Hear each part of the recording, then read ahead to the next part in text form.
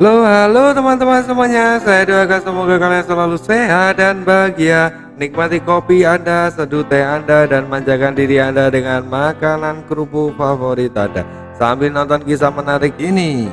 Kita akan membahas sebuah kisah tentang seorang wanita single mother yang semblohe dan cantik dan bohai, bernama Mai, yang berjuang keras menghidupi anak dan ayahnya yang terlilit banyak hutang.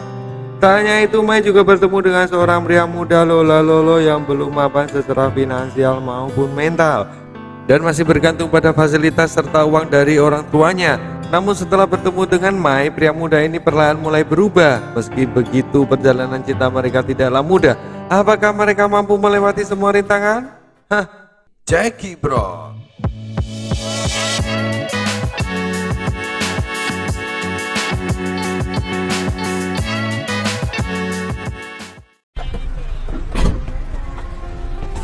Dan tanpa berlama-lama, mari kita langsung masuk ke alur ceritanya.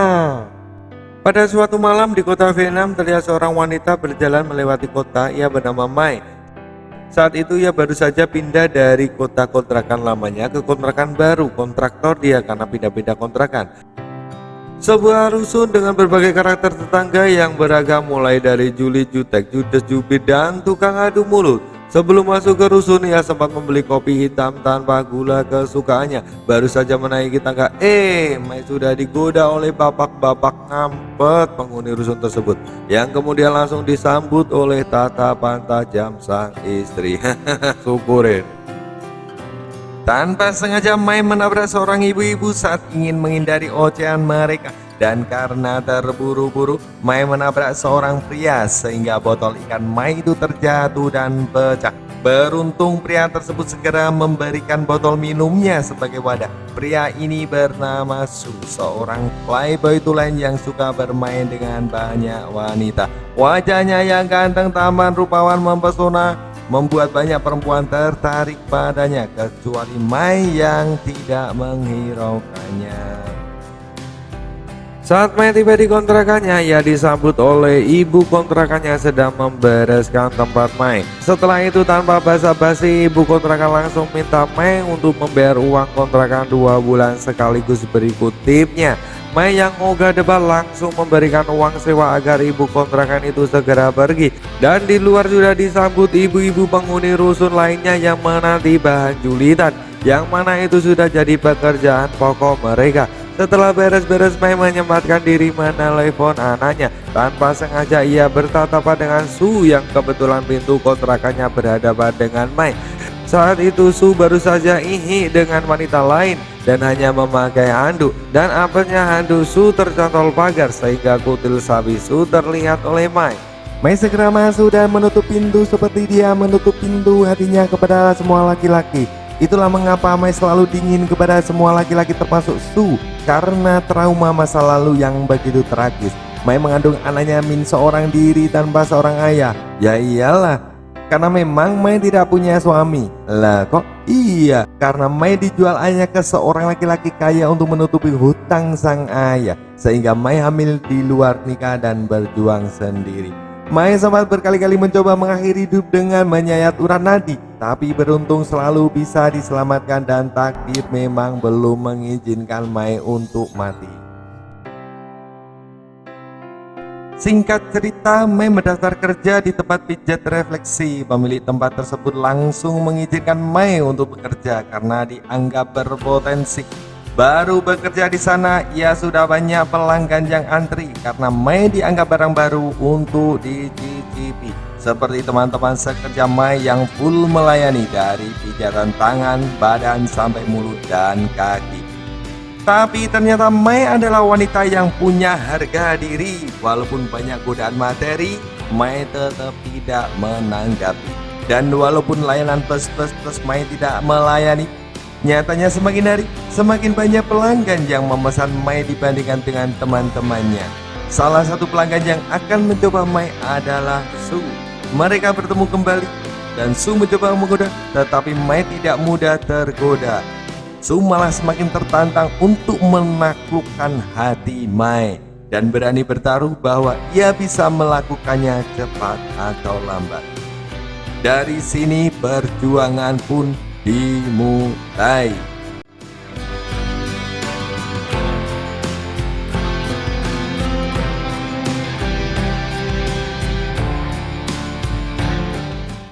Pada suatu pagi, Mai sempat berselisih dengan para tetangga yang sengaja menaruh tahi anjing di depan pintunya. Kesempatan itu tak disia-siakan oleh Su yang berlagak seperti pahlawan di depan Mai. Mulai dari membela Mai dari ibu-ibu hingga membelikannya makanan dan ikan cupang. Awalnya Mai menolak, tapi Su memasang wajah lugu polos dan lucu. Akhirnya Mai luluh juga hatinya.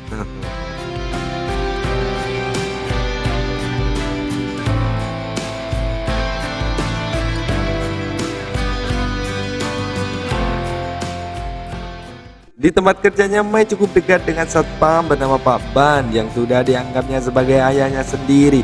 Sebelum masuk kerja, Pak Ban membuatkan kopi hitam kesukaan Mai yang dibuatnya sendiri. Di sana juga ada Boa, sahabat baik sekaligus pelanggan setia di tempat kerja Mai. Boa sudah lama mengajak Mai untuk bekerja mengurus bisnisnya, tetapi Mai menolak dengan alasan bahwa bisnis bisa menghancurkan persahabatan mereka.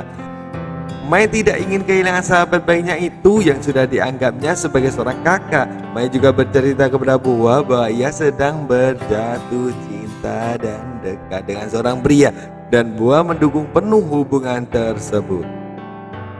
Namun kepopuleran Mai ternyata tidak disukai oleh rekan kerjanya. Sebut saja namanya Tuti. Tuti merasa serai, dengki dan iri. Ia mengira Mai menarik murah jasa pijat mulutnya. Mendengar pertanyaan itu, hampir saja mereka bertengkar. Tetapi pertengkaran itu dihentikan oleh kedatangan Pak Ban. Sementara itu di sisi lain, ayah Mai terlihat sedang dihajar oleh bos gangster karena terlilit hutang judi online yang cukup besar. Saat pulang ke kontrakan, Mai melihat lampu panjaran teras rumahnya mati dan Mai berusaha memperbaiki. Datanglah tetangga yang baik hati, tapi karena kondisi sepi, maka niat buruk menghampiri. Dan saat Mai ambil suku cadang lampu yang mati, laki-laki itu masuk rumah tanpa permisi. Ia mendekati Mai dan berusaha menggerayangi, lalu Mai berlari. Pada saat yang sama, berutuk Su juga akan menyelinap masuk. Melihat Mai dikejar oleh tetangga Mai, Su yang mempunyai niat buruk berubah menjadi niat baik dan menjadi pahlawan beneran bagi Mai. Su menghajar tetangga itu hingga berakhir di kantor polisi. Saat diinterogasi, bapak-bapak yang kebelet tadi malah memfitnah Su memukulinya tanpa sebab. Ia selalu mengelak pertanyaan Pak Ladusi, kenapa kamu masuk ke rumah Mai? Tapi dia selalu berbelit dan mencari alasan tidak masuk akal. Dari jawaban itu memancing emosi Su untuk menghajar bapak-bapak tadi hingga dilerai Pak Ladusi.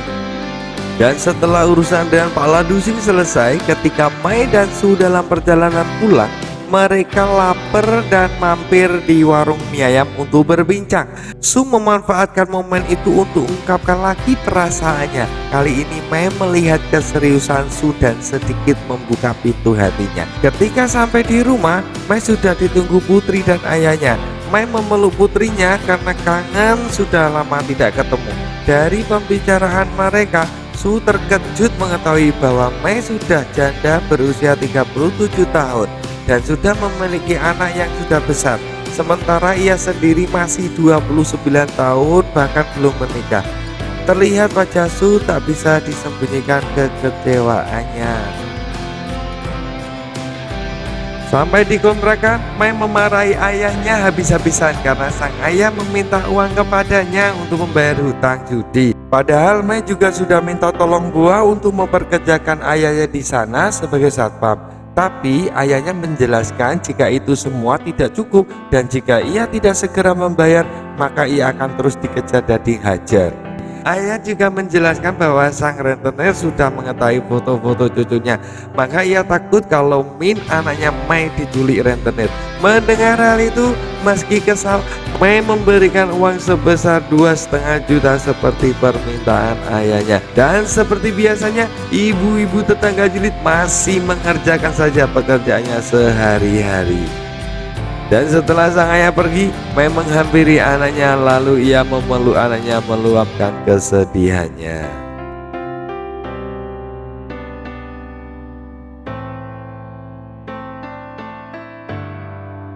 Kisah beralih kepada Su. Su tampak depresi dan kecewa mengetahui kenyataan bahwa Mai ternyata memang sudah tidak gadis lagi dan sudah mempunyai seorang anak. Dia curhat kepada temannya perihal hal itu dan temannya mengatakan, abaikan hal itu jika kamu memang mencintainya. Lupakan masa lalu dia. Su masih bimbang dan berperang dalam hatinya. Cerita berlanjut kepada Mai. Ketika malam hari setelah semua karyawan pulang, Mai dikerjain oleh Tuti dengan menguncinya dalam toilet. Tuti mempunyai niat jahat kepada Mai. Beruntung Pak Ban datang menolongnya dan mengantarkannya pulang. Pak Ban sudah menganggap Mai sebagai anaknya sendiri dan berpesan kepada Mai untuk hati-hati kepada mereka jika ada masalah untuk menghubunginya. Malam harinya Shou ngangseni Mai di kafe. Shou dan Mai kembali bertemu dan berbicara dari hati to hati.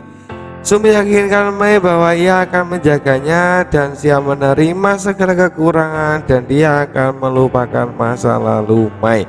Namun Mai mengatakan kepada Shou agar tidak mencintainya dan melupakannya, seolah-olah ada sesuatu yang mungkin tidak bisa diterima oleh Shou. Namun kenapa sepulang ke rumah Mai berubah pikiran? Mereka berdua menghabiskan waktu bersama. Melihat kebersamaan mereka, para tetangga mulai usil. Sejak saat itu mereka berdua selalu bersama. Hari-hari dilalui mereka dengan penuh tawa, bahagia, canda dan ihik bersama. Dunia milik berdua, ibarat kata tai anjing rasa tai kucing. Dan Mai berpesan jangan pernah tinggalkan aku. Hehehe, bacot. Hingga suatu hari Shou mengajak Mai untuk menemui orang tuanya. Kemudian mereka tiba di kediaman keluarganya yang mewah, bak istana. Di sana keluarganya sudah menunggu. Namun saat ditanya sang bibi tentang pekerjaan, status dan umur, Làm gì vậy Mai? Dạ con massage. Hả? Bao nhiêu tuổi rồi? Dạ con 37 tuổi. Hả? Dạ con có một con rồi. Hả? mereka seketika terperangah. Namun ternyata bukan itu kejutannya. Ternyata buah sahabat baik yang dianggap kakaknya sendiri adalah ibu dari Su. OMG.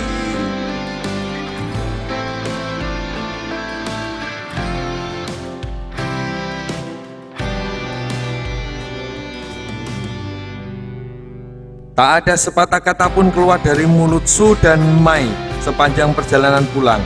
Su yang penasaran apa yang terjadi juga tidak berani bertanya apa yang terjadi tadi. Sementara Mai sangat bingung dan gak tahu apa yang baru saja dialami.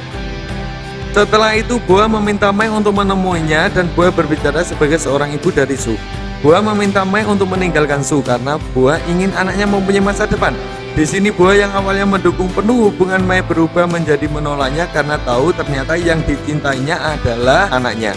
Boa yang awalnya tidak merendahkan Mai sebagai seorang terapis pijat dan sangat support Mai yang sebagai seorang janda anak satu, sekarang menjadi tidak rela jika anaknya menjalin hubungan dengan Mai. Boa yang menyepelekan Mai dan merasa khawatir anaknya akan hancur jika hubungan itu diteruskan. Mendengar perkataan itu, Mai down dan tidak bisa lagi berkata apa-apa. Dan pembicaraan mereka terhenti ketika Boa mendapat telepon dari karyawannya bahwa ada penagih rentenir yang menagih ayah Mai. Seketika mereka langsung meluncur ke toko milik Boa untuk memastikan hal tersebut. Dan benar ternyata ayah Mai berulah lagi hutang ke rentenir bahkan dalam jumlah lebih besar yaitu 25 juta. Pada momen ini hutang ayah dilunasi oleh Boa tapi dengan permintaan Mai harus segera meninggalkan Su. Terlihat dengan jelas bahwa Mai sudah muak dengan kelakuan ayahnya yang tidak berubah. Kemudian Mai mengajak ayahnya untuk segera pulang. Sesampai di rumah Mai sudah tidak sanggup untuk marah karena ia sudah tidak tahu harus berbuat apa dan bagaimana. Ia hanya menangis di hadapan ayahnya. Dalam situasi entah campur aduk ini, tiba-tiba Su datang untuk minta keterangan kepada Mai dan ingin melanjutkan hubungannya dengan Mai. Mai yang dalam kondisi hatinya ngalor ngidul dia hanya bisa meluapkan semua emosinya kepada Su. Walaupun Mai mencintainya, tapi karena desakan dari ibunya Su dan merasa dirinya rendah, maka Mai menolak dan memutuskan hubungannya dengan Su. Dan ia meyakinkan Su tidak akan sanggup menghidupinya beserta anaknya, terlebih dengan keadaan ayahnya seperti itu. Bahkan Su juga tidak punya penghasilan tetap. Ucapan Mai itu seolah menampar Su. Kemudian Su menemui ibunya di rumah. Ibu dan anak itu bertengkar hebat. Sang ibu tetap pada pendiriannya bahwa ia tidak merestui hubungan mereka, sedangkan Su juga berpegang teguh pada keinginannya karena rasa cintanya kepada Mai. Bahkan sang ibu sampai mengancam tidak akan memberikan uang dan fasilitas dalam bentuk apapun jika Su masih nekat melanjutkan hubungannya dengan Mai. Su yang masih gelap oleh perasaan cintanya kepada Mai dan demi membuktikan keseriusannya kepada Mai, Su akhirnya memutuskan untuk hidup mandiri dan meninggalkan semua fasilitas yang ibunya berikan, dan bekerja keras untuk membuktikan bahwa ia bisa. Hari demi hari, Su bekerja sebagai guru les, menjadi pemain musik kafe, mengamen, dan masih banyak lagi hanya untuk mengumpulkan uang. Kembali lagi ke Mai. Dari semua peristiwa yang menekan jiwa dan perasaannya, Mai yang sudah muak dengan perlakuan tetangga dan teman-temannya akhirnya memutuskan untuk melawan jika ada yang mengganggunya. Apalagi ada tetangga Mai yang jelas-jelas sebagai wanita malam dengan baju yang kurang jahitan malah selalu mendukung Mai dari belakang. Dia selalu bilang, "Lawan!"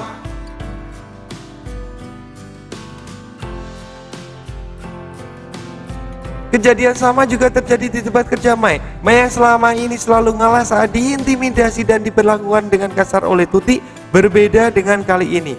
Ia menganggap cukup sudah ketidakadilan psikisnya, tapi fisiknya ia harus melawan. Lawan! Luapan emosi tak terkendali dari Mai yang sudah ngempes selama ini menjadikan dia berani untuk melakukan hal yang selama ini belum pernah ia lakukan.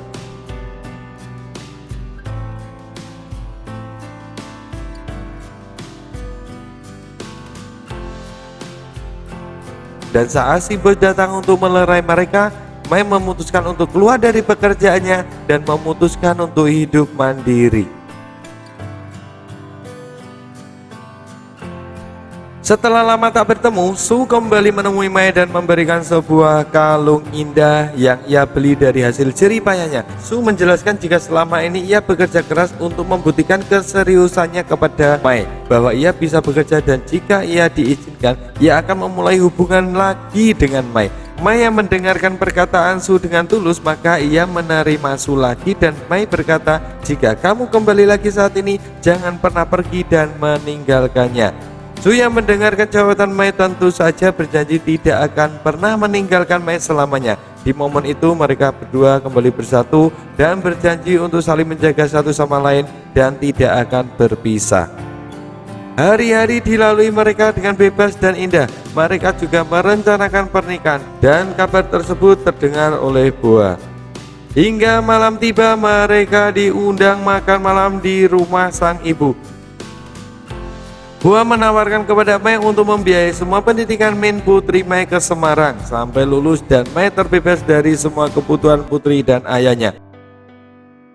Tapi Boa meminta permintaan kepada mereka. Mereka harus mengakhiri hubungan mereka. Tentu saja tawaran itu ditolak mentah-mentah oleh Mai dan Su, hingga akhirnya ayah Mai keluar dan membongkar rahasia dan aib Mai.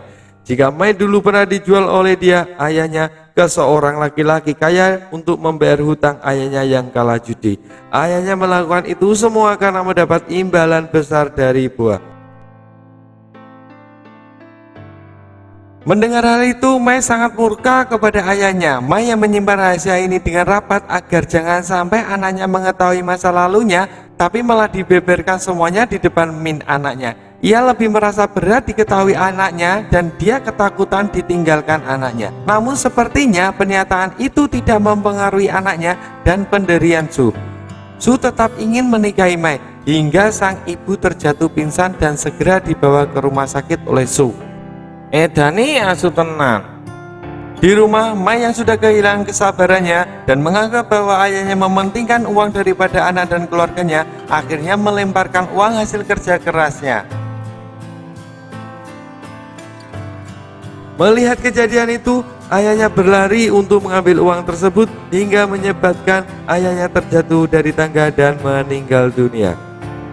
Singkat cerita, di tepi sungai Mei dan Su bertemu untuk terakhir kalinya. Perasaan mereka tak berubah, masih saling mencintai. Su yang bimbang karena kondisi saat ini ibunya masih dirawat di rumah sakit hingga ia tidak tega meninggalkan ibunya. Mendengarkan itu, Mei yang bingung harus kemana, maka Mei memutuskan untuk pergi bekerja untuk sementara waktu. Ia minta agar Su tidak menunggunya lagi.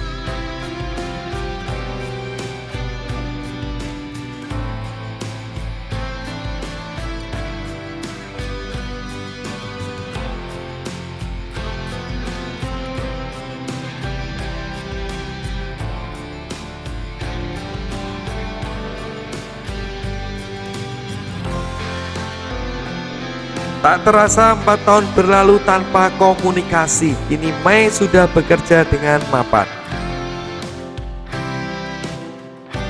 Dan setelah sekian lama berpisah, tanpa sengaja Su berlibur dan memutuskan ke villa untuk menginap. Dan ternyata villa yang sudah dibooking Su itu adalah milik Mei. Momen menjengkelkan terjadi di sini. Ternyata Su sudah menikah dan Boa juga kelihatan tidak merasa malu dan bersalah. Su memperkenalkan istrinya kepada Mei. Dengan tegar Mei menyambut dengan senyuman. Sampai pada akhirnya mobil sedan menghampiri Mei. Di situ Mei mengakui jika yang jemput itu adalah suaminya. Kemudian Mei menuju mobil dan segera duduk di depan. Di dalam mobil Mei tidak bisa menahan air mata dan kesedihannya. Seseorang yang selalu di hati Mei dan ditunggu-tunggu ternyata sudah menikah dan dengan mudah melupakannya. Ini cerita membuat perasaan menjadi bingung dan gak bisa merasakan bedanya tahi anjing dan tahi kucing. Sungguh ending yang sangat membaberkan. Dah.